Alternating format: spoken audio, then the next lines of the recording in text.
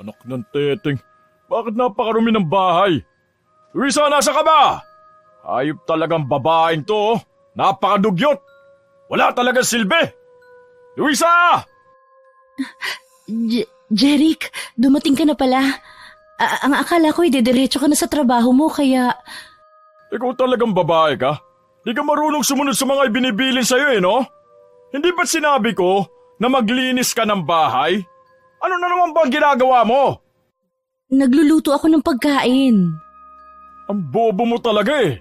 Isaksak mo dyan sa kukote mo na dapat sa umaga, uunahin mong malinis muna, lalo na yung mga nakikita ng mga tao sa labas. Nagluluto ka eh, wala ka namang pinaghahandang anak na kailangan pumasok sa school ng umaga. Para kang sira! Ano namang masama kung uunahin ko ang pagluluto? Bahay naman natin to ah. Wala namang magagalit at mas lalong walang pakialam yung mga tsismosang kapitbahay na yan kung madumi ang bakuran ko. Ba't talagang sumasagot ka pa? Aray! Bakit mo naman ako sinampal? Maglilinis din naman ako eh. Inuna ko lang ang pagluluto kasi gusto ko sariwa pa lang ang karne maluto na. Sumusobra ka na, nananakit ka ng walang dahilan. Tigilan mo nga ako sa kadramahan mo. Sige, maglinis ka na. Baka sakaling matuwa naman ako sa paminsan-minsan. Darating nga pala akong bisita mamaya. Kaya lahat ng sulok linisan mo. Lalo na yung kwarto. Wisikan mo ng pabango ha. Ano? Bakit? Sino ba yung bisita mong VIP? Bagong babae mo? Magdadala ka na naman ng malanding babae sa pamamahay natin? Huwag mo nga ako simulan, Luisa. Kundi malilintigan ka na talaga sa akin. Walang iya ka! Wala ka na talagang tigil sa pambababae mo! O ano? Wala ka namang kakayahang magdala ng sanggol dahil bulok ang matres mo. Magpasalamat ka na lang at inuuwian pa kitang hayop ka. Hindi ko kasalanang nangyari to sa akin. Pwes tumahimik ka at wala kang silbi. Kaya aga-aga pinaiinit mo ng dugo ko eh. Tumabi ka nga sa daraanan ko at baka mapatay lang kita.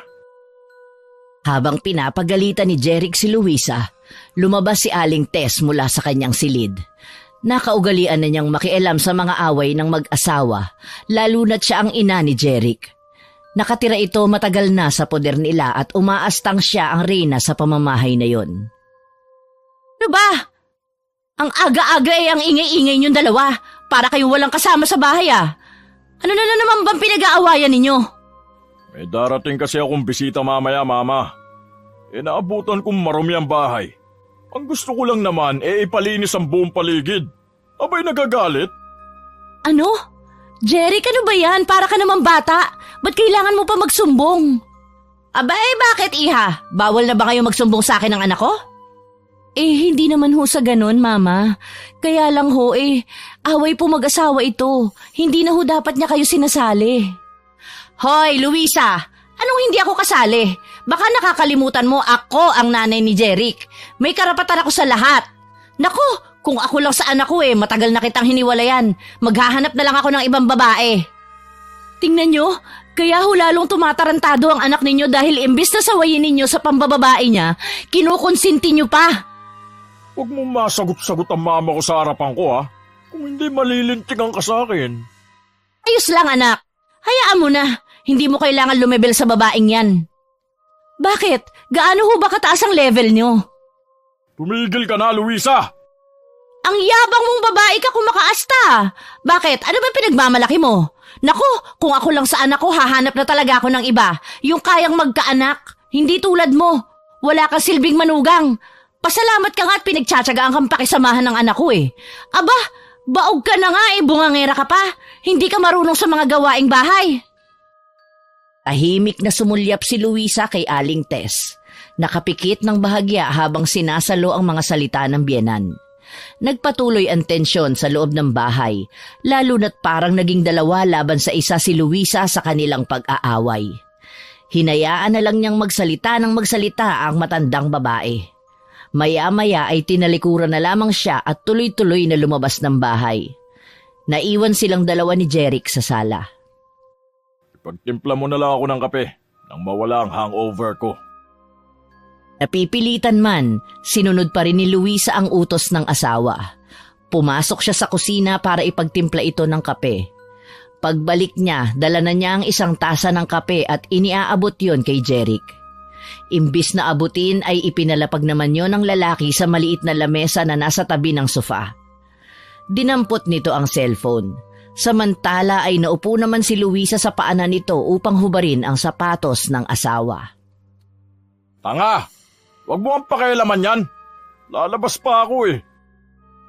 Walang pasabi na sinipa ni Jeric si Luisa dahilan upang matumba siya sa sahig.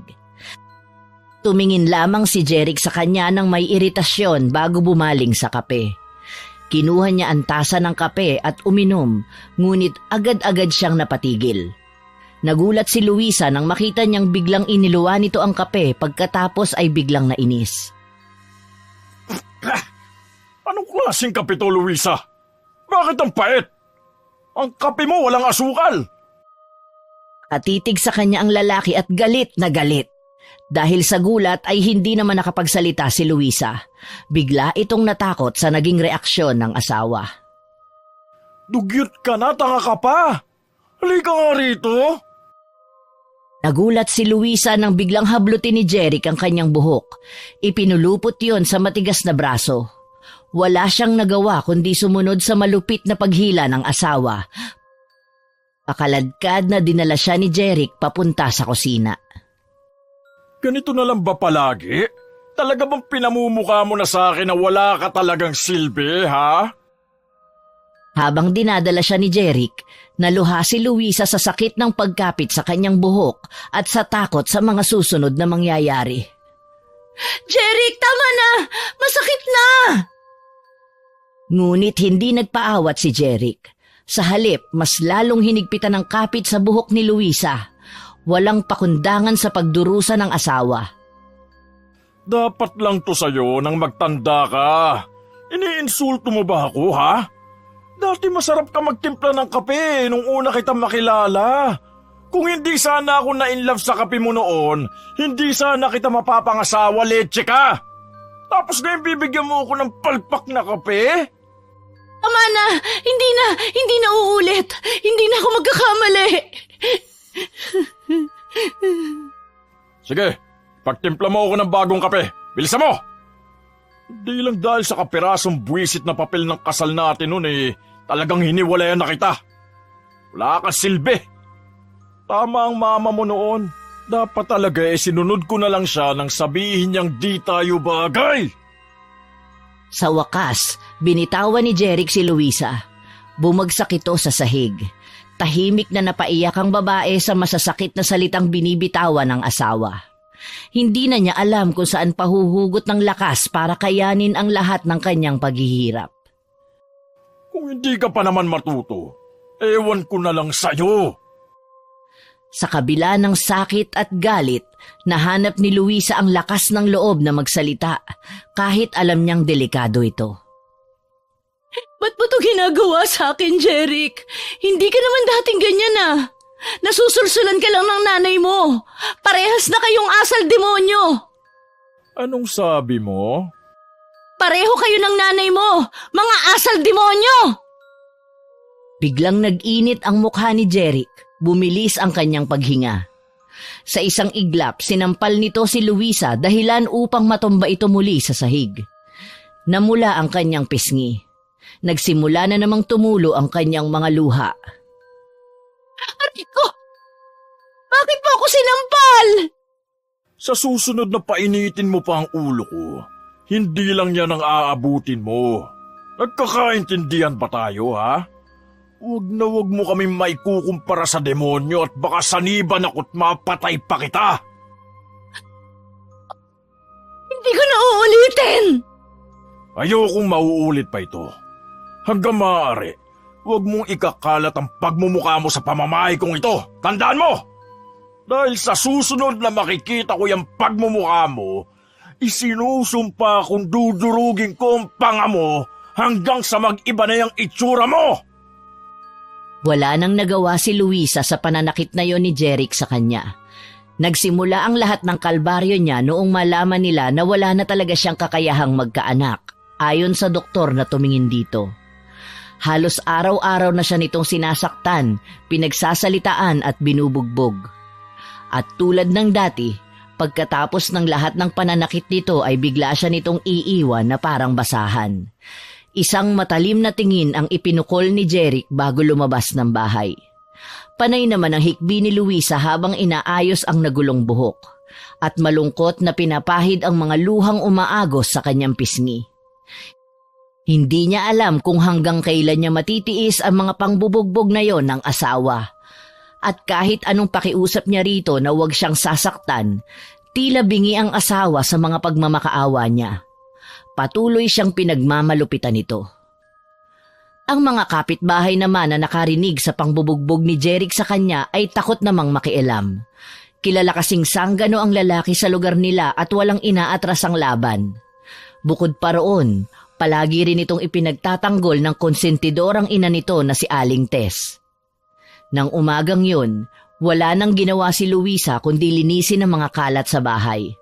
Sinimulan niya sa natapon na kape sa sahig at pagkatapos ay nagtuloy sa kusina kung saan inayos niya ang pinaglutuan ng adobong manok.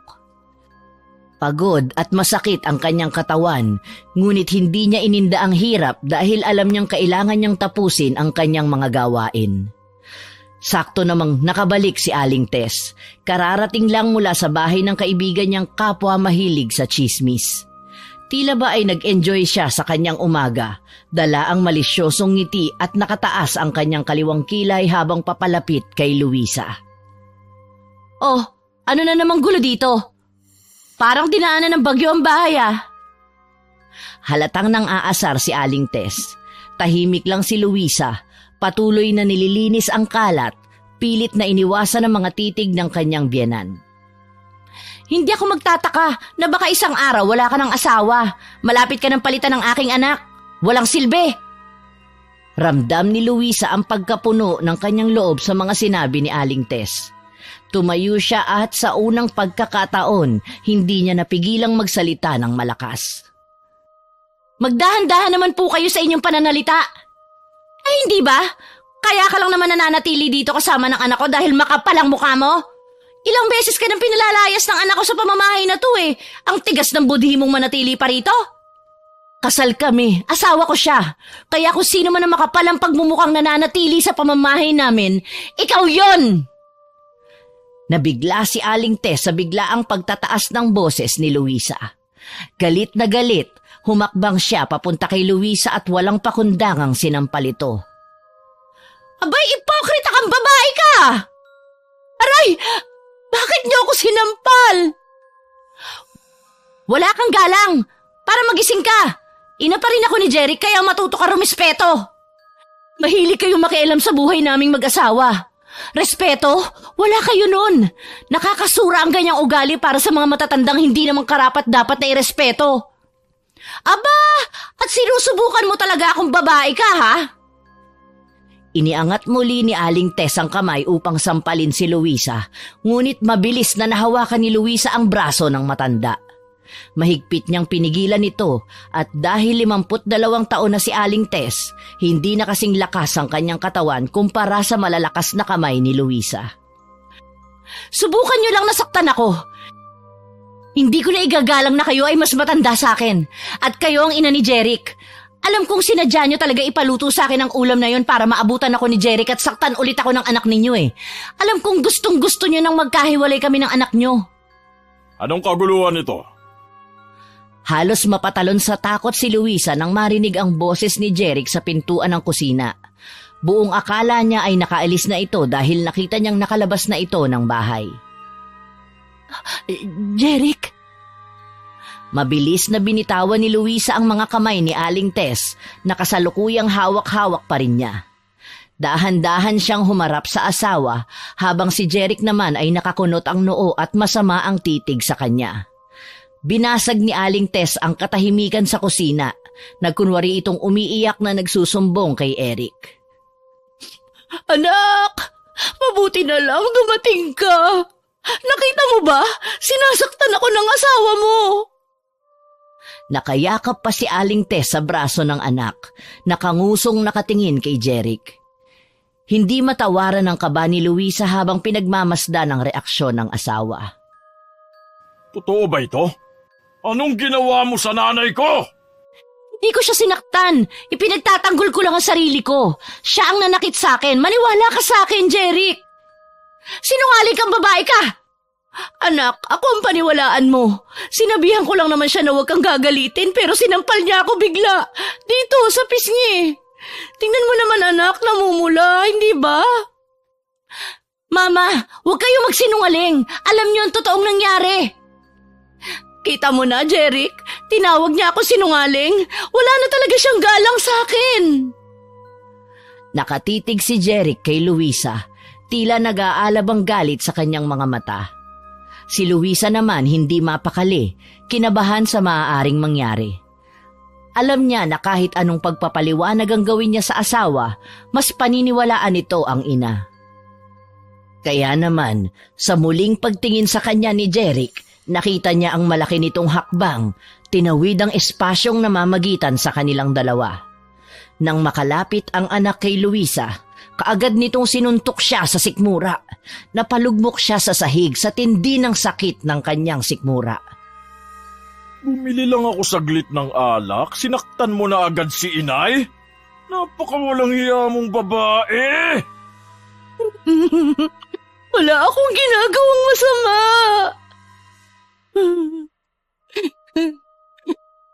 Lumayas ka sa harap ko!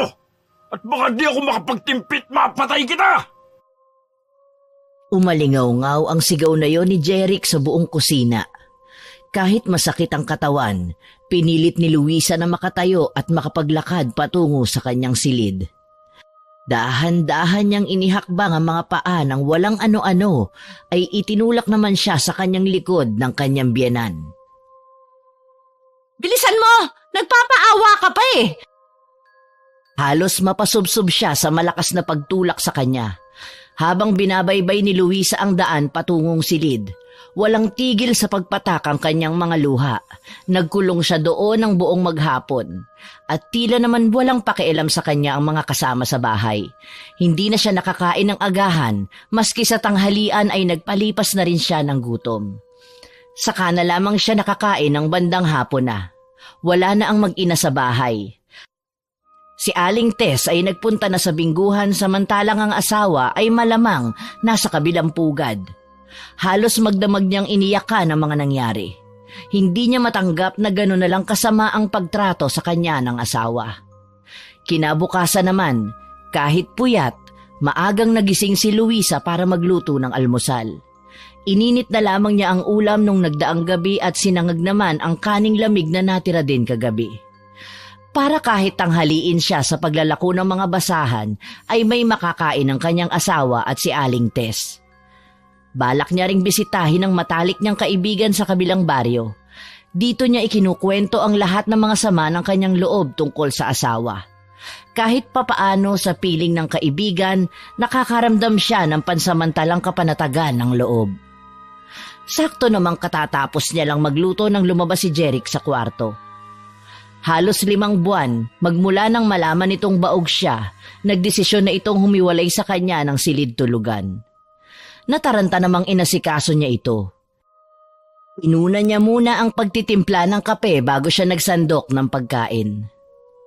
Sinangag na naman? Wala ka na ba talagang ibang alam na lutuin kundi ang bahaw na yan? Wala na kasi tayong bigas. Eh di bumili ka! Ang tanga-tanga talaga, oo! Ano ba yan? Ang ingay mo anak? Dinig na dinig ang boses mo sa labasan. Humihikab pa si Aling Tess nang lumabas ito ng sariling silid. Dumiretso ito sa lababo at kaagad na naghilamos ng mukha. Sinadya ng matandang mawisikan siya ng tubig na nasa kamay nito. Saka nakangising muli siyang tinapunan ng tingin. Pasensya na, hindi ko alam na nakatayo ka sa tabi ko. Akala ko kasi todo estatwa eh. Mama, tigilan nyo na nga si Luisa. Baka lalong mabaliw eh. Mag-alaga pa tayo ng may sira sa ulo. Nakangisi pang wika ni Jeric habang sumusubo ito ng kanin. Samantalang kanina lang ay halos isuka nito ang pagkaing niluto niya. Teka, mamayang 1:00 ng hapon darating dito si Loida. Ang gusto ko hindi kanya madadatnan dito. Kaya doon ka muna sa best friend mo. Doon sa kabilang baryo na madalas mong puntahan. Nagulat si Luisa nang marinig ang pangalan ng isang babae. Loida din kasi ang pangalan ng dating girlfriend ni Jeric bago siya ikasal dito. Kaya naman, mas lalo siyang kinabahan nang mahuli ng kanyang mga mata ang pagsilay ng ngiti sa labi ni Aling Tess. Lalo na nang hilahin nito ang bangko para umupo. Kumanta pa ito ng himig na masaya na tila kakaiba ang pakiramdam ng dating sa kanya. Pero kailangan ko maglako ng basahan para pang bigas natin. Naku, wag na! Ang bisita kasi namin mayaman na, kaya wag ka na mag-abala pa. Sana nga umalis ka na rito ng pangmatagalan. Total, wala naman kayong anak nitong si Jericho. Hindi ba anak? Nakangiti pang tumingin si Aling Tess sa gawin ni Jeric habang magkakasunod ang ginagawa nitong pagsubo sa sinangag at ulam na adobong manok. Muling nagsalita si Luisa. Hindi po ako aalis dito, inay. Kung meron mang dapat na umalis sa pamamahay na ito, kayo yon. Bastos ka! At ko! Mabilis na nahawakan ni Luisa ang labing tinamaan ng ibinatong baso ni Jeric. May laman pang kapiyon na pumatak sa kanyang damit at bumagsak sa sahig. Malakas na napasigaw si Luisa nang maramdaman ang hapdi ng labi at mainit na lapnos ng kape sa kanyang dibdib. Sa susunod na bastusin mo ng sagot ang ina ko, manghihiram ka ng mukha sa aso! Mabilis ang pagpihit ng mga paa ni Luisa papuntang labas ng bahay. Umiiyak na iniwanan niya si Jeric habang naririnig niya ang masayang pagpapasalamat ni Aling Tess sa anak para lang maipagtanggol ito. Alam ni Luisa na dadalhin siya ng kanyang mga paa sa bahay ni Gigi, ang matalik niyang kaibigan. Yakap ang sarili habang walang sapin ang mga paa. Masaya namang pinagpipiestahan ng mga osyoserong kapitbahay ang kaawa-awang itsura ni Luisa. Lalo namang napaiyak si Luisa habang hawak ang napasong dibdib ng mainit na kape. Samantala, sa bahay naman ni Gigi, tahimik itong nagsasampay ng mga nilabhang damit nila ng kanyang amang si Mang Ruben. Silang dalawa na lang ng ama ang namumuhay na magkasama dito sa bundok ng Katarman. Malayo sa ibang mga bahay dahil mas pinili nila ang tahimik na kapaligiran. Malayo sa kaguluhan at walang magkakamaling tumukso sa kanyang ama. Nilingon muna ni Gigi ang kinaroroonan ng ama habang nag-aayos ito ng bubong ng kanilang bahay. Katatapos lang ni Mang Ruben na pandayin ang dingding na parehong mga yari sa kawayan. Pinaganda rin nito ang kanyang kwarto. Pinalakihan ng espasyo at sinabitan ng mga halamang namumulaklak ang kanilang balkonahe. Talagang matikas pang tingnan ang matanda sa edad nito na 55. Marami na kasing kaedaran ng matanda na sa ganitong edad na maagang namamatay o di kaya ay mahina na ang katawan para sa mga mabibigat na gawain. Nakangiting muling binalingan ni Gigi ang ginagawang pagsasampay sa alambreng nakaharang sa 2 puno ng bayabas. Yumuko lang saglit si Gigi upang damputin ang natitirang t-shirt ng ama. Nang muling pagtingin niya sa alambre, nahagip ng kanyang mga mata ang isang pamilyar na babae. Pasuray-suray ito sa paglalakad. Marumi ang damit, magulo ang buhok at taas-baba ang mga balikat habang naglalakad papalapit sa kanya. Umiiyak itong nakayakap sa sariling katawan. Nang masigurado ni Gigi na ang kaibigang si Luisa ang babae, halos patakbo siyang sumalubong kay Luisa. Mabilis ang kanyang kaba nang matitigan ang itsura ni Luisa habang papalapit siya sa kinaroroonan nito. Wala na ring tigil ang mga luhang pumapatak sa kanyang mga mata dahil sa awa. Nang makalapit na siya sa kaibigan, umiiyak na nagsumbong ito sa kanya. Halos 1 oras na naglakad si Luisa makapunta lang sa kaibigan para magsumbong. Anong nangyari sa'yo? Nag-away kami ni Jeric. Na naman? Halika, pumasok ka muna sa loob ng bahay. Pambihira naman talaga ang asawa mo, oo. Kakagigil eh. Inakay ni Gigi si Luisa papasok sa bahay nito. Si Mang Ruben naman ay napahinto sa ginagawang pag-aayos ng bubong nang makita silang pumasok sa loob. Dali-daling bumaba ang matanda mula sa itaas at nagtungo sa kusina para ikuha ng tubig si Luisa. Samantala, pagkapasok ng magkaibigan sa loob ng sala, mahigpit na napayakap si Luisa sa kaibigan. Awang-awa namang nakatingin si Mang Ruben sa kaibigan ng anak habang iniaabot ang isang baso ng tubig. Oh, ipainom mo muna ang tubig na to sa kaibigan mo para kumalma. Mabilis na tumalima si Gigi sa inabot na baso ng kanyang ama. Muli niyang hinawakan ang braso ni Luisa para painumin ng tubig. Oh, uminom ka muna ng tubig. Salamat. Nang makainom si Luisa ng tubig, saka lamang ito naupo sa upuang yari sa kawayan. Saka naman tumalikod si Mang Ruben at ipinagpatuloy ang ginagawa nito sa bubong. Tahimik na sandali ang sumunod, ngunit pagkatapos ng ilang saglit muling nagsalita si Gigi. Labis itong nag-aalala sa kondisyon ng kaibigan. Ano ba kasi ang nangyari? Nasagot ko kasi yung nanay ni Jeric eh. Nagalit siya kaya binato niya ako ng tasa na may kape. Tumama sa labi ko. Napakawalang ya talaga ng asawa mo. Bakit pa kasi nagtitiis ka sa kanya eh? Hiwalayan mo na nga yan. Paano, Gigi? Hindi ko siya kayang iwan.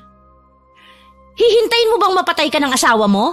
Aba, baka magising na lang ako isang araw, bangkay mo na ang susunod kong iiyakan. Hindi naman siya dating ganun eh. Nilalason lang ang isipan ni Jeric ng kanyang ina. Isa pa yang si Aling Tess eh. Alam na niyang mali ang ginagawa ng anak niya. Kinukonsinti pa rin niya. Napakawalang kwentang tao mga yan. Kung ako sa'yo talagang hihiwalayan ko na ang lalaking yun eh. Imbis na sumagot si Luisa sa tinura ng kaibigan, mas nangibabaw ang paghagulgol nito ng iyak. Wala nang nagawa si Gigi kundi ang yakapin na lang ang kaibigan. Ilang beses na itong lumalapit sa kanya para magsumbong tungkol sa pangbubugbog ni Jeric sa kanya. May sasabihin ako sa'yo, Luisa, pero huwag ka magagalit ha? Ano yun? Hindi na kasi normal yung ginagawa sa'yo ng asawa mo. Hindi kaya may ibang babae na siya? Kakaiba na kasi ang pakikitungo niya sa'yo eh.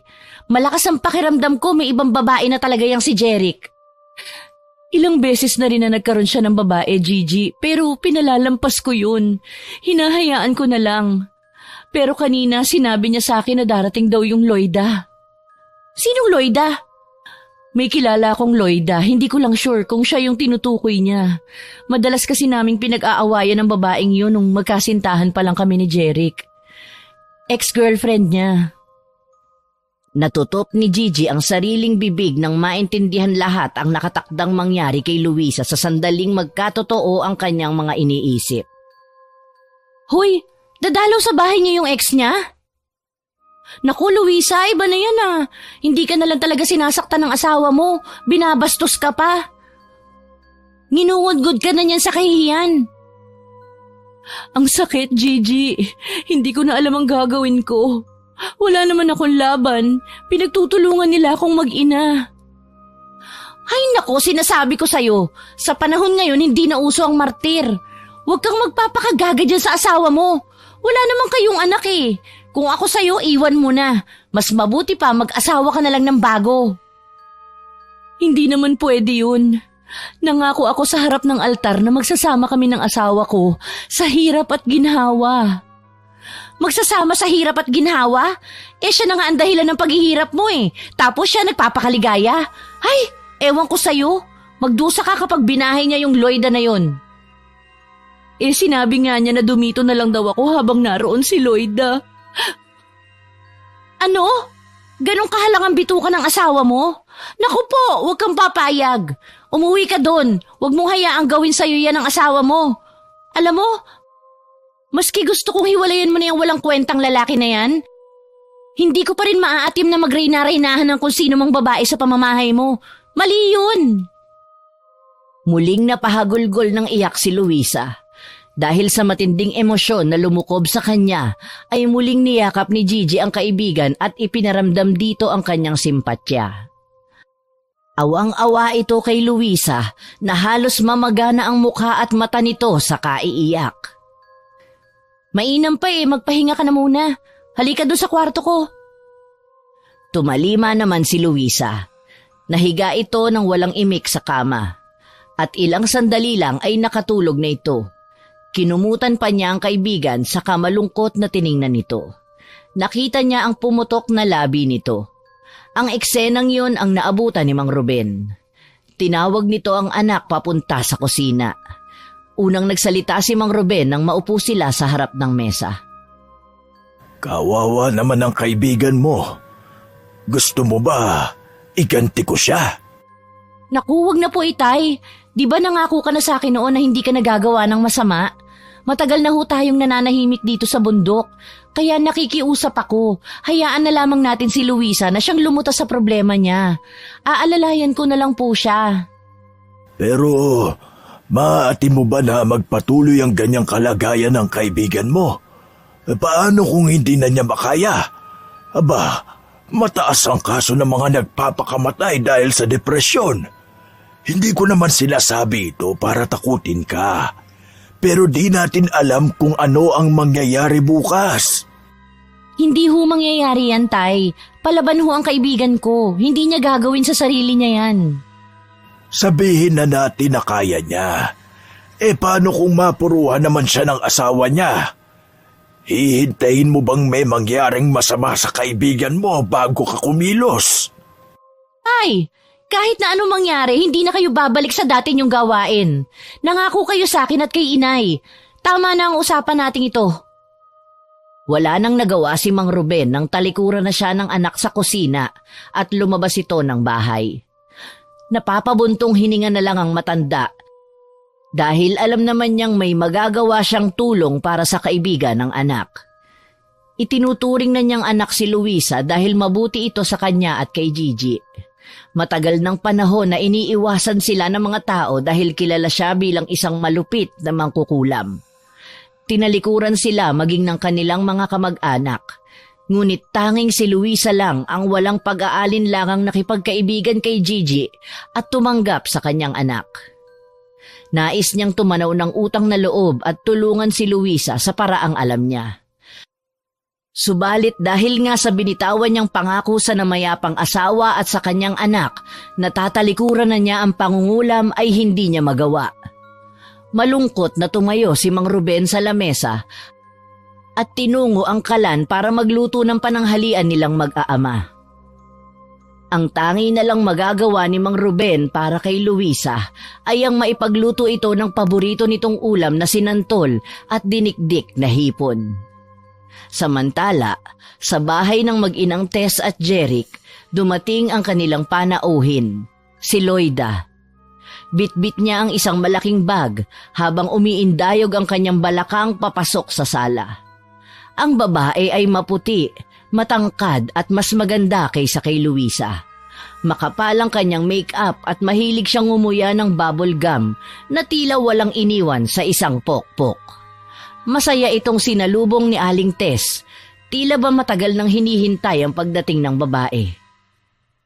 "Oh, Iha! Kumusta ang biyahe mo?" "Ayos naman po, tita." "Naku, wag na tita. Alam mo naman na sa una pa lang ikaw na talaga ang gusto kong mapangasawa ng anak ko. Tulad na lang dati, Iha. Mama na lang ang itawag mo sa akin." "Sige po, mama. Nasan po ba si Jeric? Bakit di man lang niya ako sinalubong? Alam naman niyang darating ako ngayon eh." "Naku, baka nasa kwarto niya, natutulog. Lasing kasi kagabi." "Alam ko ho.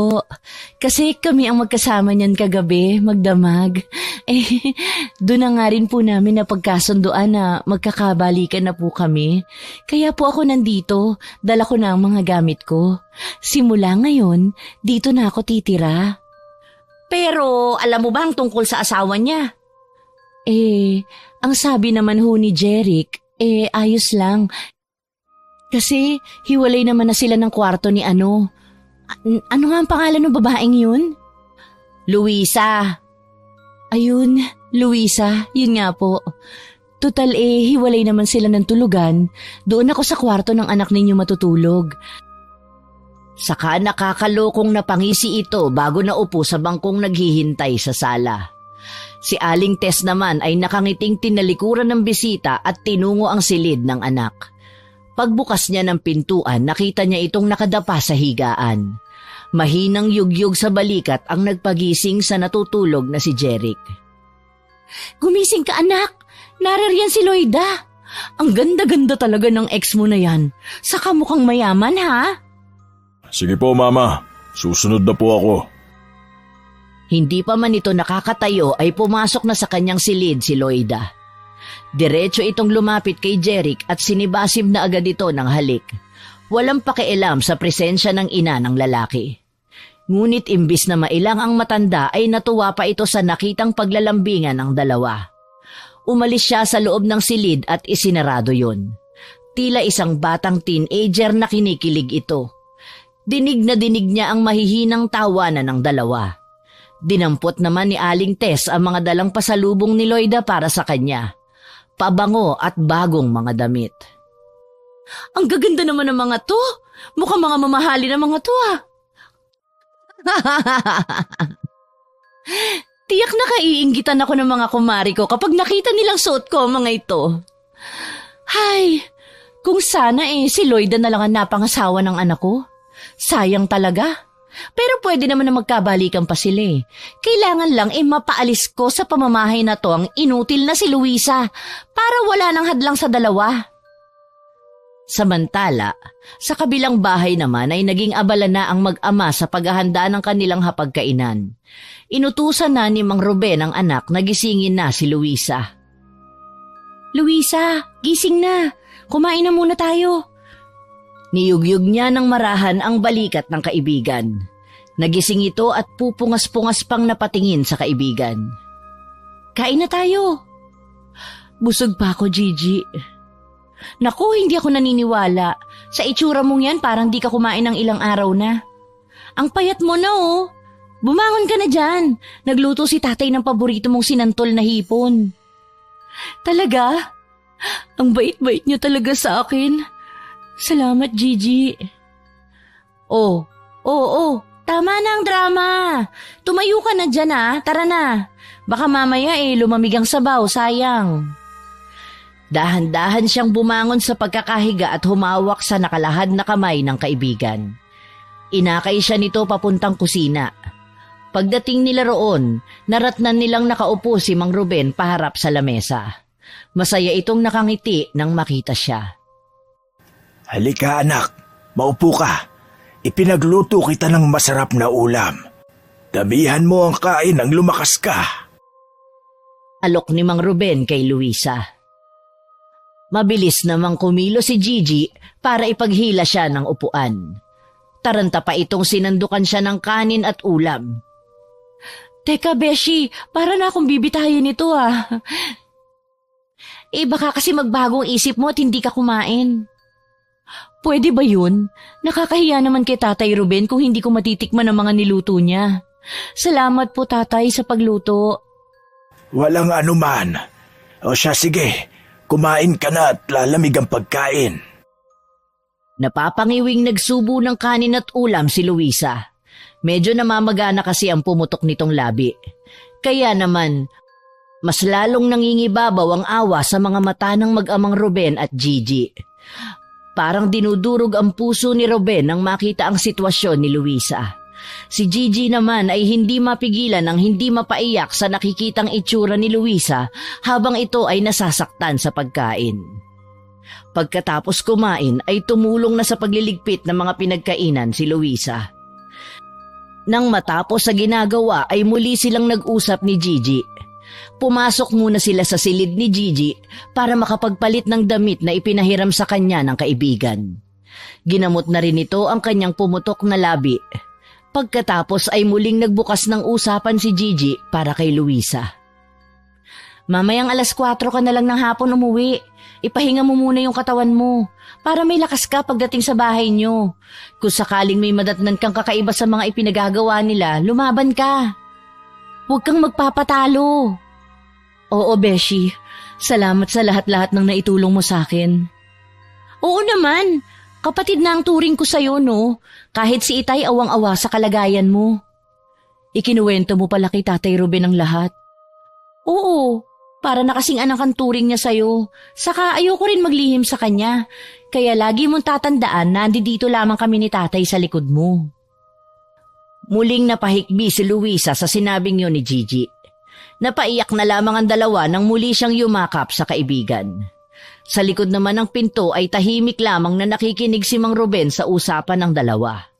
Mahigpit niyang nakuyom ang mga kamao at tahimik na umalis sa pintuan ng kwarto ni Gigi. Pagsapit ng 4:00 ng hapon, nakangiting nagpaalam si Luisa sa mag-ama. Madilim-dilim na rin nang dumating si Luisa sa bahay nilang mag-asawa. Kinabahan siya nang makita ang mataas na sandals ng isang babae. Nagkakasiyahan sa loob at dinig na dinig niya mula sa labas ang masasayang tawanan ng boses ng isang babae at ng asawa niya. Magiliw ring nakikipag-usap ang kanyang biyanan sa babae. Kutob niya ay ito na ang Loida na tinutukoy ng asawa. Dali-dali siyang pumasok sa loob para makita ang asawa. Laking gulat ni Luisa nang madat nang nakaupo sa kandungan ni Jeric ang babae habang nakapulupot ang mga braso nito sa bewang ng asawa. Nagdilim ang paningin ni Luisa. Malalaki ang mga hakbang na nilapitan niya ang mga ito sa kahinablot sa buhok ang babae. Lahat ay nagulat sa biglaang pagdating niya. Nahila niya ang buhok ni Loida papunta sa sahig. Bumagsak ito at hindi agad nakapagsalita si Jeric sa mga nagawa niya. Nakatayo agad si Aling Tess para pigilan si Luisa. Pero mas nangibabaw ang galit niya. Kaya maging ang biyanan ay nagawa niyang maitulak. Doon na nakabawi sa pagkabigla si Jeric. Agad itong tumayo at malakas ang sampal na dumapo sa kanyang pisngi. Habang nakalugmok pa rin si Loida sa sahig. Tama na, Luisa, sumusobra ka na! Bakit mo ako sinampal? Nagtatanong ka pa? Bisita ko si Loida. Bakit mo sinaktan? Bisita? Sinong matinong bisita ang kakandong sa asawa ng may asawa? Bastos talaga yung babae na yan ah. Halika Loida, tumayo ka dyan. Pasensya ka na at may sayad ng onti ang asawa ng anak ko eh. Pagpasensyahan mo na ha. Anong sabi ninyo? Wala ho ako sayad. Ipinaglalaban ko lang ang karapatan ko. Wala ka ng karapatan mula ngayon, Luisa. Dahil simula sa araw na ito, dito na siya titira. At sa kwarto siya ni Jeric matutulog. Dahil sa sinabing yun ng matanda ay napasulyap si Luisa sa babae. Nakita niyang nakaismi dito at nakangisi sa kanya. Nakataas pa ang kilay na animoy lalong nang iinis. Tumayo ito at lumapit kay Jeric. Hinawakan nito ang braso ng lalaki at animoy isang sawa na nilingkis ang asawa ni Luisa. Hindi niyo pwedeng gawin sa akin to. Tama ang narinig mo. Magsasama na kami ni Loida. Dito na siya titira. Kung hindi mo matatanggap yun, bukas ang pinto. Maaari ka nang umalis. Kasalanan mo rin naman eh. Sinabihan na kita kaninang umaga na dun ka muna sa kaibigan mo. Pero anong ginawa mo? Pumunta ka pa rin dito. Natural! Bahay ko to eh. Kasal tayo kaya masigit ako may karapatang manatili sa pamamahay ko. Kayo ng kabit mo ang lumayas dito. Isama mo na rin ang walang kwenta mong ina. Talagang gusto mong masaktan, ha? Suntok sa sikmura, sipa at sabunot ang ipinatikim ni Jeric sa asawa. Kaya tuluyang napalugmok sa kinasasadlakang sahig si Luisa. Habang si Aling Tess ay nakitulong na rin sa pangbubugbog at sampal sa kanya. Tama na! Tama na!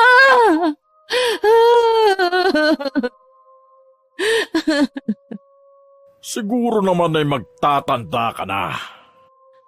Pagkasabi ni Jeric ay tinalikuran na nito ang umiiyak na si Luisa. Ganon din ang ginawa ni Aling Tess na inaya pang pumasok sa kwarto ang kabit ni Jeric na si Loida. Nang makapasok ang mga ito sa silid, naiwan si Luisa na humahagulgol sa pag-iyak. Halos madurog ang kanyang puso sa labis na sakit na ginawa ng kanyang asawa. Yakap-yakap ang sariling tumayo si Luisa para pumasok sa sarili niyang silid. Katabi lamang ng kwarto ni Jeric at Loida. Dinig na dinig niya ang harutan at tawanan ng dalawa sa kabila ng mga sinapit niya. Umiiyak na isinubsob niya ang mukha sa unang naghihintay sa kanyang higaan. At mula sa pagkakasubsob niya sa unan, dinig na dinig niya ang mga pinag-uusapan nila Loida at Jeric.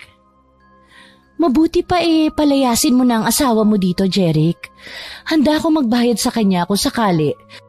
Basta umalis lang siya rito. Tayo na lang magsama tulad ng dati. Matagal ko na sinabi sa kanya yun pero hanggang ngayon nandito pa. Wala akong magawa kasal kami. Kailangan ko pa rin siyang pakisamahan. Ganun ba? Kung ayaw niya, di bahala siya. Basta wag lang niya tayong pakikialaman. Walang magiging problema sa kanya, Loida. Wala kang dapat na ipag-alala. Biglang narinig ni Luisa ang malakas na halinghing ng babae. Tila sinasadya nitong ipinaririnig sa kanya ang kababuyang ginagawa nila sa kabilang silid. Halos magdamag nagising si Luisa. Hindi iilang beses na inisip niyang tapusin na ang paghihirap niya ng gabing yun. Ngunit mabuti na lamang at nanaig ang takot niya sa Panginoon, kaya naman napipigilan pa niya ang sarili sa maling naiisip. Kinabukasan, paglabas ni Luisa sa kanyang silid ay tumambad sa kanya ang tahimik na paligid. Walang tao at siya lamang ang naroroon. Samantala, dahil araw ng linggo, gumayak na rin ang umagang yun si Gigi para magsimba. Naiwan naman si Mang Ruben sa bahay habang itinutuloy ang naudlot nitong gawain kahapon. Nakakailang pukpok pa lang siya ng pako ay may narinig siyang tumatawag. Boses yon ng dalawang babae. Inilapag niya ang martilyo at bumaba siya sa bubong upang sinuhin ang kanyang mga bisita. Natanaw niya ang isang ginang at isang dalaga na may makapal na make-up. Nakatayo ang dalawa sa labas ng kanyang bahay, tila may nais itanong. Nang magtama ang kanilang mga mata, magalang na nagsalita ang babae. Dito ho ba nakatira si Mang Ruben? Ako ho si Ruben. Ano hong sadya niyo sa akin? Maaari po bang pumasok muna kami sa loob? May mahalaga kasi tayong pag-uusapan at may itatanong sana kami kung maaari. Nag-isip sandali si Mang Ruben, tila nag-aalinlangan sa biglaang pagbisita ng dalawang hindi kilalang tao. Ngunit sa kabila ng kanyang pagdadalawang isip, nagpasya siyang paunlakan ng dalawang babae. Sige, pumasok kayo. Sa pagkakataong yun, nilakihan ni Mang Ruben ang bukas ng pinto para magbigay daan sa kanyang mga hindi kilalang bisita. Pumasok sina Aling Tess at Loida at tahimik na inikot ng kanilang mga mata ang loob ng bahay. Isang simpleng tahanan, may mga gamit na gawa sa kahoy at kawayan at ang upuan sa sala ay yari sa kawayan na siyang tinuro ni Mang Ruben para sa kanila. Umupo sina Aling Tess at Loida. Si Mang Ruben naman ay tumayo sa gilid, pinagmasdan ng dalawa at naghintay ng kanilang susunod na sasabihin. Ano ho bang maitutulong ko sa inyo? Hindi na ho ako magpapaligoy-ligoy pa. Nais ho sana namin kunin ang serbisyo ninyo sa pangungulam. At saan naman ho ninyo nabalitaan ang tungkol sa bagay na yan? Hindi naman ho ako mangkukulam. May nakapagsabi lang nakakilala. At nang nagtanong-tanong kami dyan sa ibaba sa baryo, ikaw ang itinuro dito. Umalis na ho kayo. Matagal na akong hindi nagsasagawa ng ganitong gawain. Pasensya na, pero hindi ko kayo mapagbibigyan. Magbabayad ako. Maski doblehin mo pa ang bayad sa serbisyo ninyo noon. Pagbigyan lang ho ninyo kami. Siya nga naman! Kaunting pabor lang naman to Gusto lang namin na mapalayas ang babae ng anak ko sa bahay.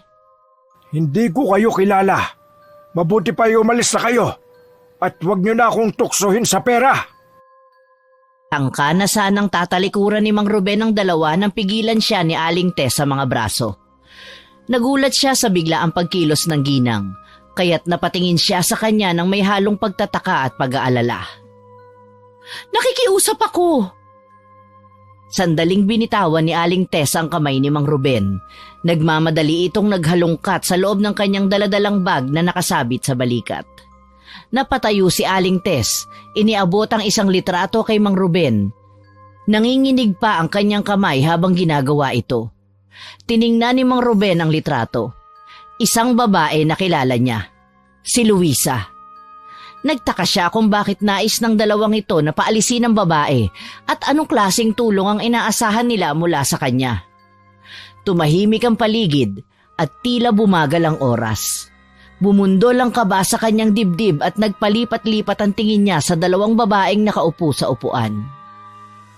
Bakit ho bigla kayong natigilan? Kilala niyo ba ang babaeng yan? Bakit naman gusto ninyong paalisin ang babaeng ito? May ginawa ba siyang masama sa inyo? Kilala mo ba siya? Ha? Ay, hindi ko siya kilala. Napansin ko lang na magandang babae sa litrato. Ulag ho yata kayo. Hindi naman kagandahan ng babaeng yan. Malandi pa kasi pinatulan niya ang asawa kong si Jeric. Kaya gusto namin kulamin mo ang babaeng yan at bigyan ng leksyon. Lagyan mo ng kati-kati o baka gawin mo si Raulo para tuluyan ang umalis sa bahay nila. Sa bahay namin ng asawa ko. Peste ang babaeng yan eh. Isang malalim na buntong hininga ang pinakawala ni Mang Ruben. Alam niyang anumang desisyon ang gawin niya sa pagkakataong ito ay may malalim na epekto. Hindi lamang sa kanila kundi pati na rin sa sarili niyang konsensya. Tinanggap niya ang alok ng dalawang babae. Sige, kukulamin ko siya. Pero kailangang may pirma kayo sa papel na gagamitin ko. Pagkasabi ni Mang Ruben ay nagdadalawang isip na nagkatinginan ng dalawa. Pero isang saglit lang ay sumang-ayon na sila sa gustong mangyari ng matandang mangkukulam. Sige, gagawin ko ang makakaya ko. Pero tandaan nyo, hindi ko garantisadong mapapaalis siya kaagad. Walang problema yon, tanda. Wala kaming pakialam kung paano mo gagawin ang trabaho mo. Basta't siguraduhin mo lang na mapapaalis mo ang babaeng yun sa bahay. Kahit magantay ako, basta sigurado lang. Inilapag ni Lloyd ang bayad sa lamesa. Ang tunog ng pera ay tila nagsilbing hudyat ng kanilang kasunduan. Nagpaalam na ang dalawa. Mabigat naman ang naging kalooban ng matanda. Nakatitig lang siya sa salaping nasa mesa. Malaking halaga yun, subalit ang totoo ay wala naman siyang interes sa bagay na yun. Kinailangan lang niyang magdesisyon ng maayos para hindi mapahamak si Luisa. Dahil kung hindi niya tinanggap ang pangungulam, natitiyak nitong ibang mangkukulam ang gagawa nito para sa kanya. Bumundol ang kaba sa dibdib ni Mang Ruben dahil kailangan niyang ilihim sa anak ang pagbalik niya sa ganong trabaho.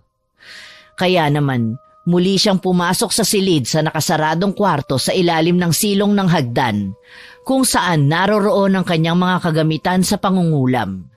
At inilabas sa mga papel na may pirma ng dalawa. Imbes na si Luisa, ang mga walang hiyang mga babaeng yon ang kanyang kukulamin kasama na si Jeric. Ang dalawang babae ay nagtuloy sa simbahan pagkatapos na magtungo kay Mang Ruben. Katwiran nila ay lilinisin nila ang kanilang sarili sa pamamagitan ng huwad na paglilingkod sa Diyos at sa simbahan. Nakasalubong sila ni Gigi. Palabas na noon ang dalaga dahil katatapos lang ng unang misa. Napansin niya kaagad ang bulungan ng mga ito at ang mahina nilang hagikhikan. Hindi na lamang nito yun napansin. Bigla niyang naalala ang kaibigan. Alam niyang malapit lamang sa simbahan ng bahay ng kaibigan kaya naisip niyang dalawin. Pagdating sa bahay nito ay agad siyang kumatok. Nang pagbuksan siya ng pinto ay agad niyang napansin ang mas dumami pang pasa at sugat sa katawan ng kaibigan. Napansin din niya ang sandals na mataas ang takong sa may pinto. Alam niyang hindi yun pagmamay-ari ng kaibigan dahil hindi ito nagsusuot ng ganong klase ng sandals. Ano nangyari? Hindi ka naman ganyan kahapon. Binugbog ka ba nila? Ano? Magsalita ka, Luisa! Wala ito. Ayos lang ako. Halika, pumasok ka na muna dito sa loob. Sinong kasama mo rito? Wala. Umalis sila, hindi ko alam kung saan nagpunta. Ang mga hinayupak, sana wag nang bumalik. Dito na niya patitirahin ng kabit niya. Anong gagawin ko, Gigi? Kailangan pa bang itanong yan? Layasan mo na siya, iwanan mo na ang magaling mong asawa. Hindi ko kaya. Mahal na mahal ko si Jeric. Tanga ka na. Tigilan mo na to. Hindi ka na mahal ng asawa mo. Mahal niya ako, Beshi. Magulo lang ang isip niya. Tinutokso lamang siya ng babaeng yun. Gumising ka na nga sa kahibangan mo. Papayag ka na magsama kayo sa iisang bubong ng kabit ng asawa mo. Sumama ka na sa akin. Hindi, Beshi. Hindi ko iiwan ang asawa ko. Luisa, wag mo namang kawawain ang sarili mo. Please, kung magbago ang isip mo, pumunta ka sa bahay, dun ka na tumira. Huwag mong hayaan na gaguhin ka ng mga taong yun. Oo, sige na. Pasensya ka na pero kailangan mo na ring umalis ka agad. Baka maabutan ka pa nila dito. Ayokong pati ikaw ay madamay. Ayaw mo talaga sumama? Wala akong magagawa kung yan ang desisyon mo. Mukhang nagalit na nga si Gigi sa katigasan ng ulo ng kaibigan. Tinalikuran niya si Luisa at iniwan ito. Walang nagawa si Luisa kundi tanawin ang papalayong likod ng kanyang kaibigan. Naiintindihan naman niya kung bakit nagalit si Gigi sa kanya. Naisip ni Luisa na talagang nag-aalala lamang si Gigi para sa kanya at hindi naman niya ito masisi. Alam niyang mali ang sitwasyon, ngunit hindi niya kayang iwan si Jeric. Mahal niya ang kanyang asawa, kahit na paulit-ulit siyang sinasaktan nito. Marahang isinara niya ang pinto, umaasa na sana'y maunawaan ni Gigi ang kanyang sitwasyon. Ngunit bago pa man siya makaalis sa harap ng pinto, narinig niyang may sumisigaw at malakas na bumabalyang tao sa labas. Agad siyang natigilan nang makilala ang boses ng asawa, tila namimilipit sa sakit. Mabilis niyang binuksan ang pinto at halos mapasubsob si Jeric sa kanya sa biglaang pagbukas nito. Agad niyang inalalayan ng asawa at tinulungan itong maiupo sa kama nito. Napansin niyang hawak-hawak ni Jeric ang ibabang bahagi ng kanyang katawan, mukhang labis na nasasaktan. Jeric, ano nangyayari sa'yo? Yung ano ko, sobrang sakit. Kumikirot at parang pinupukpok ng martilyo. Taranta si Luisa at agad na sinuri ang kalagayan ni Jeric. Ngunit bago pa man niya lubusang masilip ang iniinda ng asawa, bigla itong nagalit at sinipa siya sa tiyan. Napaatras siya sa sakit ng ginawa ni Jeric. Hindi makapaniwala sa naging reaksyon nito. Lumayas ka dyan sa harap ko. Hindi ikaw ang kailangan ko. Tawagin mo ang inay o kaya si Loida. Hindi ko alam kung nasaan sila. Dadali na kita sa ospital. Mukhang malala na yan. Tarantada! Si Loida ang mag-aasikaso sa akin, hindi ikaw! Huwag ka magpanggap na nag-aalala ka! Hindi ka na dapat nandito! Dam ni Luisa ang kirot hindi lamang sa pisikal na sugat, kundi pati na rin sa mga salitang binitawan ni Jeric. Hindi niya alam kung paano niya magagawang tulungan ang asawa kung ayaw nito sa kanyang presensya. Sa kabila ng lahat ng sakit, hindi siya bumitiw sa kanyang pagnanais na tulungan si Jeric. Ngunit unti-unti nang lumilinaw sa kanyang isip ang katotohanan na hindi na siya tinatanggap ng asawa. Sige, tatawagin ko na si Loida. Lumabas si Luisa ng bahay, dala ang mabigat na loob at bumibigat na mga hakbang. Alam niyang masakit ang nararamdaman ni Jeric, ngunit mas matindi ang sakit na nararamdaman niya sa puso. Sariwa pa sa kanyang alaala ang mga masasayang araw nila, ngunit tila unti-unti na itong naglalaho kasabay ng pagbabago ng kanilang relasyon. Nasa lubong naman ni Luisa sina Loida at Aling Tess. Agad napansin ng mga ito ang mukha niya na may bahid ng pag-aalala. Sinabi ni Luisa sa dalawa ang nangyayari kay Jeric. Nang marinig ito ni Loida ay mabilis itong tumakbo pauwi sa bahay ng mag-asawa. Habang papalapit si Loida sa bahay, ramdam ang kaba at pag-aalala sa kanyang hakbang. Pagpasok niya, agad niyang nakita si Jeric na nakahiga sa sofa, namimilipit sa sakit. Kaagad niyang tinakbo ang lalaki, halatang nag-aalala. Jeric, anong nangyari? Masakit, Loida. Hindi ko alam, pero sobrang sakit. Huwag ka mag-alala, Jeric. Tatawagan ko ang doktor. Ako na ang bahala sa'yo, kaya nandito ako para alagaan ka. Salamat, Loida. Alam kong Maasahan kita. Huwag mo kong iiwan ha. Hindi kita iiwan, pangako. Habang pinagmamasdan ang masiglang interaksyon ng dalawa, ramdam ni Luisa ang matinding sakit ng pagtataksil at ang malamig na pagtanggi ni Jeric sa kanya. Hindi niya maiwasang magtanong sa sarili kung saan siya nagkulang, kung bakit tila nawala na ang pagmamahal ni Jeric para sa kanya. Hanggang kailan ko pa ba kayang tiisin to? Hindi na nakapagtimpi si Luisa sa nakikitang kataksilan ng asawa. Sa bawat haplos ng kirida at masuyong salita na binibitawan nito kay Jeric, isang malutong na sampal ang iginawad niya kay Loida at hinawakan nito ang buhok niya. Kinaladkad niya ito hanggang sa sala. Hindi agad nakalaban si Loida dahil sa labis na pagkabigla. Ngunit nang nasa sala na sila ay nakita ito kaagad ni Aling Tess. Tinulungan nito si Loida. Sinabunutan nito ang kanyang manugang. Napatihaya ito sa sahig. Nakabawi naman si Loida. Nang tumayo ito ay sumakay ito sa tiyan ni Luisa at pinagkakalmot ang mukha nito. Pinagtulungan nilang saktan ang kaawa-awang ginang. Natigil lamang sila sa ginagawang pananakit nang sumigaw si Jeric. Umalis sa pagkakadagan sa kanya si Loida at mabilis na tinungo nito ang silid. Binuksan ni Loida ang zipper ng pantalon ng lalaki. Tumambad dito ang pamamaga at pamumula ng maselang parte ng katawan nito. Natutop ni Loida ang sariling bibig nang makita ang itsura niyon. Ganon din ang pag-aalalang sumilay sa mukha ni Aling Tess. Napaiyak ito. Dadalhin na sana sa ospital ang lalaki pero dumating na ang doktor na tinawagan ni Loida. Agad nitong sinuri ang kalagayan ng lalaki. Matapos nitong bigyan ng pampakalma at pain reliever ang lalaki, ay ipinayo niya na dalhin sa klinika o ospital ang lalaki upang masuri ang sanhi ng paglaki ng masela nitong bahagi. Nang makaalis ang doktor ay agad na naghanda ng gamit ang dalawa. Hindi nagtagal, nagsimulang magreklamo si Loida. Sinimulan niyang kamutin ang kanyang braso at leeg, tila hirap na hirap sa kanyang nararamdaman. Ano ba ito? Bakit ako nagkakaganito? Loida, anong nangyayari sa'yo? Hindi ko alam. Ang kati-kati. Parang may mga langgam na naglalakad sa balat ko. Nagulat si Aling Tess sa kanyang nakita. Ang dating maayos at maputing balat ng dalaga ay nagsisimula ng magpakita ng pulang pantal. Ano ba ito? Bakit kayo nagkakaganyan?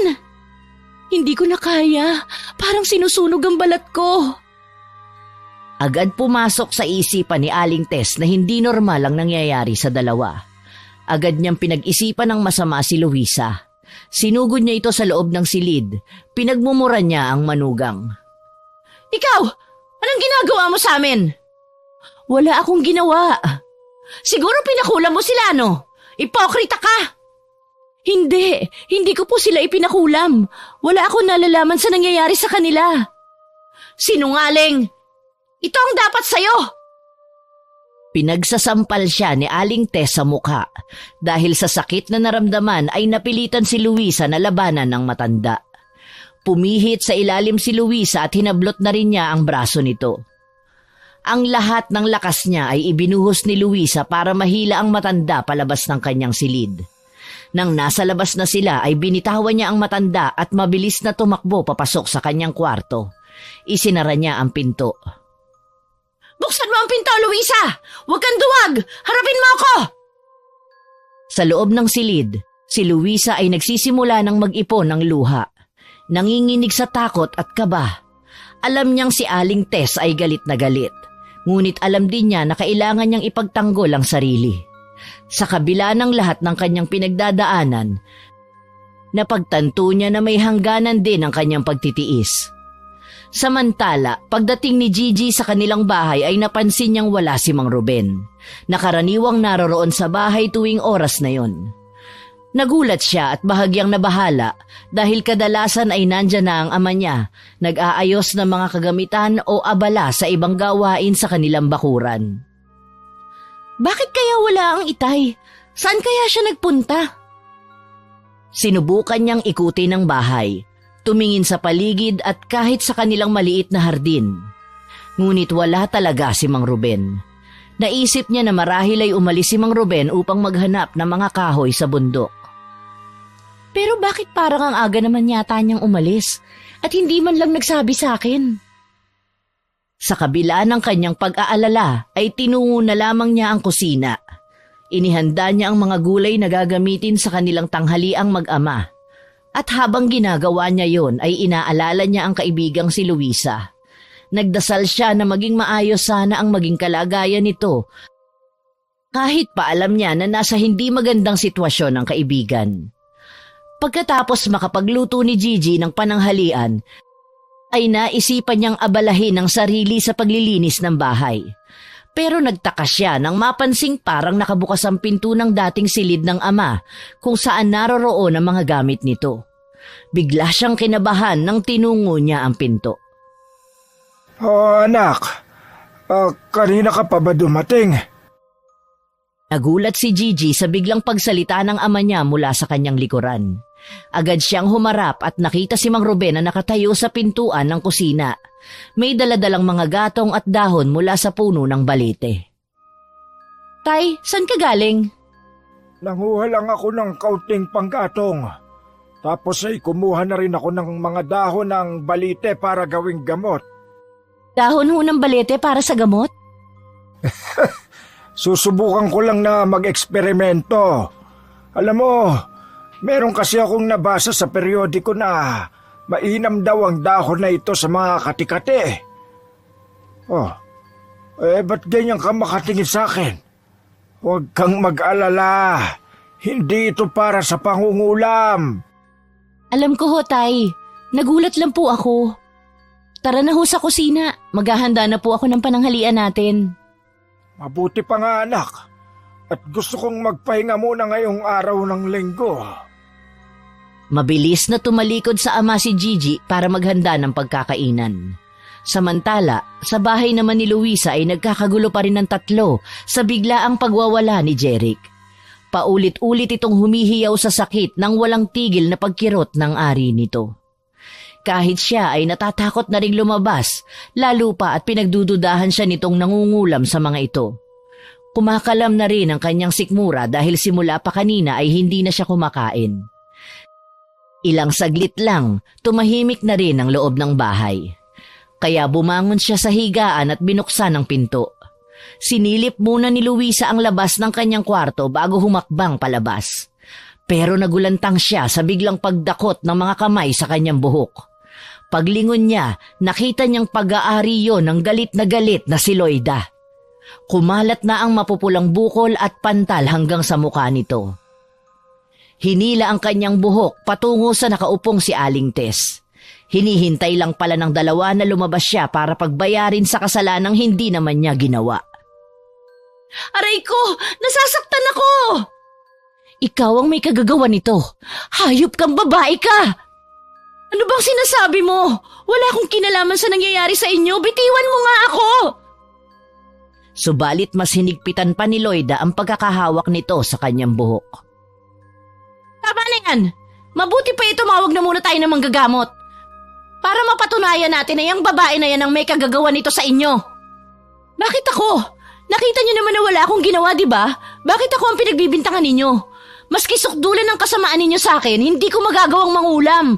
Hindi ho ako mangkukulam. Mabilis na lumabas ang dalawang babae at nagbayad ng tao upang tawagin si Mang Baste, ang albularyo sa kanilang baryo.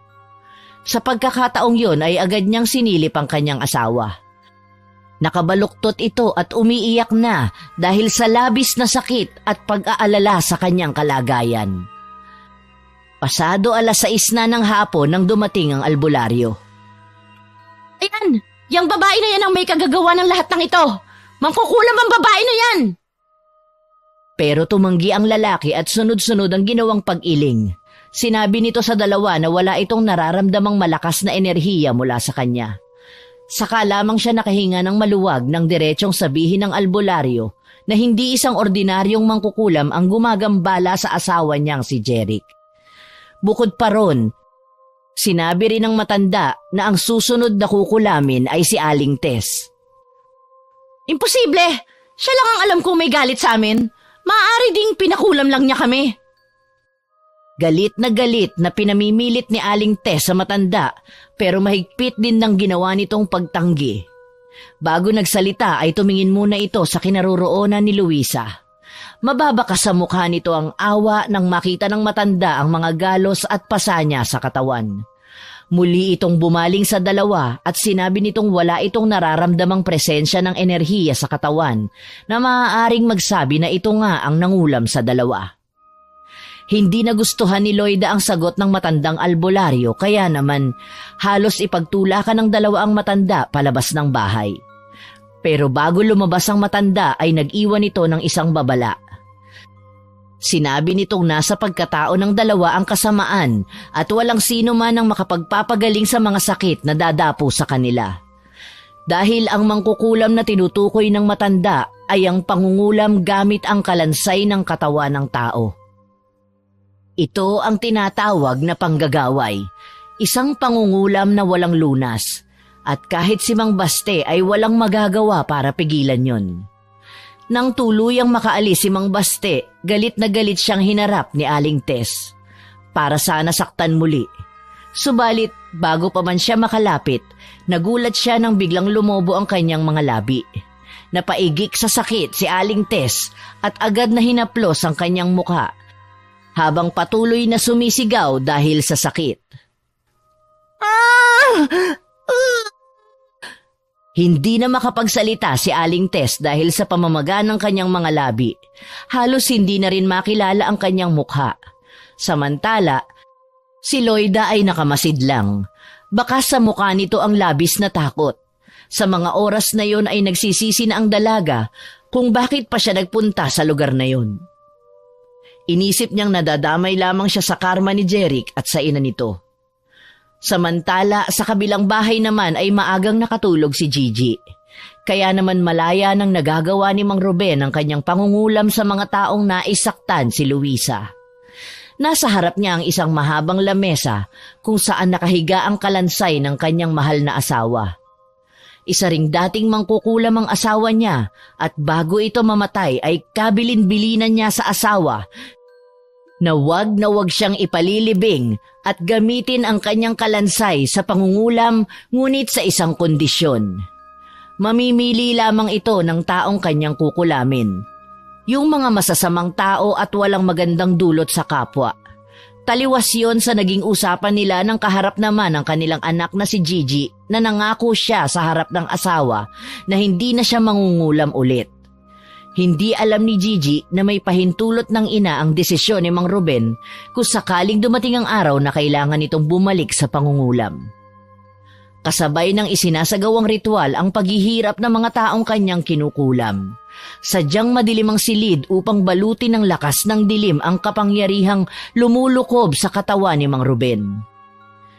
Gamit ang tinunog na dahon ng balite, walang sino man sa mga malalakas na albularyo ang makakagamot sa kulam na ibinigay ni Mang Ruben sa tatlo. Naniniwala ang matanda na nararapat lamang yon sa mga masasamang taong kagaya ng pamilya ni Luisa. Samantala, sa silid naman ni Gigi, bigla itong naalimpungatan sa biglaang paglakas ng hangin at paglamig ng paligid. Kapansin-pansin din ang pagtaas ng kanyang mga balahibo sa katawan. Lalo pa at naririnig niya ang mga pamilyar na bulong ng ama. Dahan-dahang bumaba ng katre si Gigi para puntahan ang ama. Subalit madilim ang buong bahay kung kaya kinapana lang niya ang gaserang nakasabit sa pinto ng silid. San kaya nagpunta si Itay? Gabing-gabi na. Hanggang sa nakarinig siya ng mahihinang bulong sa kwartong isinara ng ama. Nakaramdam siya ng takot nang maintindihan ng mga pamilyar na bulong na nanggagaling sa loob ng kwarto. Dahan-dahan niyang inihakbang ang mga paa at binuksan ang pinto. Isang anino ng katawan ng lalaki ang nakita ni Gigi. Nakadipa at nakatingala habang sinasambit ang kakaibang dasal sa orasyong Latin. Itay! Anak! Ano pong ginagawa ninyo? Bakit kayo nandito sa silid na to? Huwag niyong sabihing... Magpapaliwanag ako. Nangingibabaw ang boses ni Gigi sa loob ng buong silid. Dali-daling binuksan ni Mang Ruben ang gasera, kaya't kumalat ang liwanag sa buong kwarto. Tumambad sa harapan ni Gigi ang kalansay ng kanyang ina na ginamit ng ama sa pangungulam. Kasama rin dito ang litrato na nakadikit sa dibdib ng kalansay. Sino ang inyong kinukulam? Ang kaibigan ko ba? Bakit nasa inyong litrato ng mag-asawa? Hindi ko sasaktan si Luisa, alam mo yan. Ano to? Hindi hubat nangako kayo sa akin na hindi na kayo mangkukulam? Saka kaninong kalansayan? Teka lang, ang dami mo namang tanong eh. Alin ba doon ang uunahin kong sagutin? Ay naman eh. Anak, hindi si Luisa ang kinukulam ko. Ganito kasi ang nangyari. May nagpunta dito na 2 babae at nakiusap sa akin na kulamin ko raw ang kirida ng asawa nung isa. Hindi naman ako pumayag. Kaso, nung ipinakita nila sa akin ang larawan ni Luisa kasama ang asawa niya, tinanggap ko na. Pero itay, kasalanan sa Diyos ang ginagawa ninyo. Maaring makapatay kayo ng tao. Hindi ba't pinag-usapan na natin to? Alam kong mali ito, anak. Pero wala na akong ibang paraan. Kung hindi ko ito ginawa, baka mas mapahamak pa ang kaibigan mo. Ito na lang ang natitira kong paraan para protektahan kayo. Paano nyo kami mapoprotektahan sa ganitong paraan? Baka mamaya dito pa tayo mapahamak. Itigil nyo na to ngayon din, nakikiusap ako. Napilitan lang akong gawin ito dahil kung hindi ko ito gagawin, baka ibang mangkukulam ang gumawa nito para sa kaibigan mo. Hindi sa ganitong paraan, itay. Nangako kayo sa akin na hindi na kayo babalik sa ganitong trabaho. Huli na, anak. Sa gabing ito ay formal ko nang isinara ang kulam na manggagaway sa kanila. Patawarin mo ko, anak. Hindi ko sinasadya. Umiiyak na napaupo si Gigi sa sahig ng kwartong yun. Labis na pinahihirapan ng kaisipang nagkasala muli ang kanyang ama sa pamamagitan ng pangkukulam. Alam niyang hindi na mababawi pa ang nagawa nito at labis siyang nag-alala sa kalagayan ng kanyang kaibigan na si Luisa. Samantala, sa bahay naman ni Luisa, nagising na si Jeric sa malakas na pag-iyak ng kanyang ina. Paika-ika itong lumabas ng sarili nitong silid habang pinasadahan ng masamang tingin ang nakaupong si Luisa. Walang tigil din sa pangangati ng katawan si Loida. Habang si Aling Tess naman ay pilit ikinukubli ang namamagang mga labi. Nagtatakang napatingin si Jeric sa tahimik na si Luisa. Bukod tanging ito lamang ang walang iniindang sakit sa kanila. Magsasalita pa sana ito nang biglang agawin ng pansin ng mga tawag mula sa labas. Napatayo si Luisa dahil pamilyar ang boses ng tumatawag sa pangalan niya. Lahat ay napalingon sa nakasaradong pinto. Dahan-dahang nilapitan ni Luisa ang pinto para pagbuksan ng mga tao sa labas. Nang mabuksan ang pinto ay tumambad sa kanya ang mag-amang Gigi at Mang Ruben. Nagtataka man ay pinapasok ni Luisa ang dalawa sa loob. Takot na nagkatinginan sina Loida at Aling Tess nang mapagmasdan ng matandang pinapasok ni Luisa sa bahay. Si Loida ang agad na nakabawi at galit na dinuro ang matanda. Tama, ikaw yun! Pangalan, Loida. Kilala mo ba ang mga bisita ni Luisa? Mga kaibigan ko sila, Jeric. Ha? Magkakilala kayo? Ngayon alam ko na kung bakit nangyayari to sa amin. Ikaw ang kumulam sa aming tatlo. Nagsisimula na ang komosyon sa loob ng sala nang magpalipat-lipat ang tingin ni Jeric at Luisa sa namumuong tensyon sa kanilang paligid. Inay, Loida, ano ba nangyayari dito? Naparito kami ng aking anak para kunin si Luisa sa inyo. Isa pa, walang kinalaman dito ang asawa mo, Jeric. Ang mga nangyayari sa inyo ay nagsimula sa iyong ina at sa iyong kabit. Tatay Ruben, Gigi, ano ba mga pinagsasasabi ninyo? Lumapit si Aling Tess at Loida sa aking ama para ipakulam ka. Nagbayad sila ng malaking halaga para gantihan at pahirapan ka, Luisa. Ang malas lang nila na si Itay ang natagpuan nila. Anong kulam? Imbes na si Luisa, kayo ang kinulam ng aking ama. Kaya nararapat lamang na sisihin mo ang iyong ina at ang kabit mo sa mga nangyayari sa inyo. Nung una nagalit ako sa aking ama dahil bumalik siya sa pangungulam. Subalit nang makita ko ang ginawa ninyo sa kaibigan ko, dapat lang pala yan sa inyo. Malulupit kayo! Halos magwala sa galit si Jeric nang marinig ang mga sinabi ni Gigi. Si Luisa naman ay hindi makapaniwalang magagawa yon sa kanya ni Aling Tess at Loida. Mas lalong nanlumusin na Jeric, Loida at Aling Tess nang ipagtapat ni Mang Ruben na wala ng lunas ang kulam na naibigay niya sa tatlo.